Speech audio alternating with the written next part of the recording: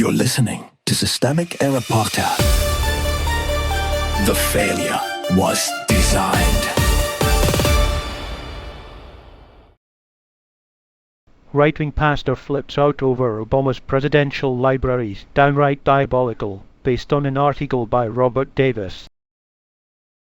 When a pastor sees a playground and calls it blasphemy, the power on display.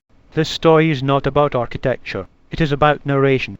Todd Friel, a right-wing radio pastor with a microphone and an audience, spent his airtime treating Barack Obama's presidential library in Chicago as if a public building were a personal insult to his theology. The target is a 19.3-acre campus in the Park District, scheduled to open on Juneteenth, with a fully inclusive playground designed for children of all physical abilities.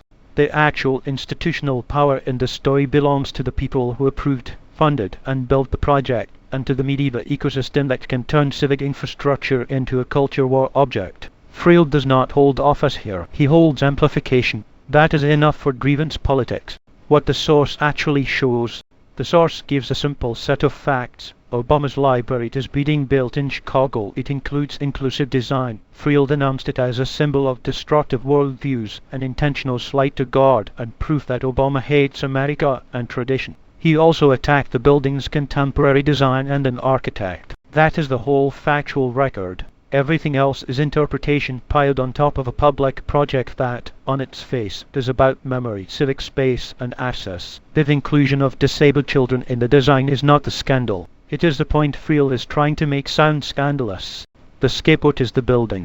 This is a familiar maneuver. Take a concrete, public-facing thing and assign it moral villainy so the speaker never has to argue on substance. If the building is diabolical, then the real subject of discussion disappears. No one has to say what policy is objectionable. No one has to identify what injury the library causes. Their architecture itself becomes the enemy. That is deliberate misdirection. It converts accessibility, modernism, and public symbolism into a theology test. The inclusive playground is not treated as a feature for children. It is treated as evidence of civilizational decay. That is how reactionary rhetoric works when it cannot compete with the real world. It records ordinary inclusion as sacrilege. Obama is a stand-in, not a target. Obama is no longer in office, which is precisely why he remains so useful to this kind of commentary. He can be used as a permanent symbolic adversary without the inconvenience of governing. The attack on the library is not really about a former president's papers or a campus in Chicago. It is about preserving Obama as a vessel for right-wing anxiety about race, modernity, pluralism, and public life. The library becomes a screen onto which resentment can be projected. Friel's claim that Obama speaks with architecture is unintentionally revealing. The building is being used as a substitute for the policy debates and political defeats that this worldview would rather not revisit honestly. Moral panic as political practice. The rhetoric here is not confusion, it is method. Friel's language turns a civic project into evidence of cosmic corruption, then uses that claim to launder ideological hostility as religious discernment. That is how propaganda often sounds in its church-facing version, not as argument but as revelation.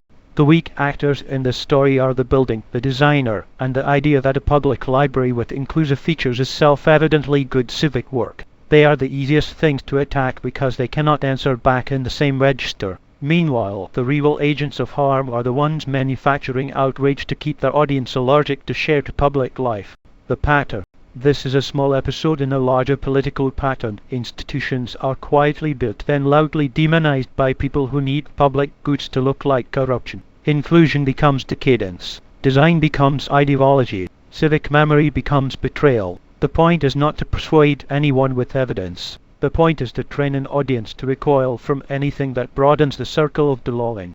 That is the underlying politics of the rant, not defense of faith, not defense of tradition, but the reflex to treat accessibility, pluralism, and public symbolism as threats whenever they are attached to the wrong name.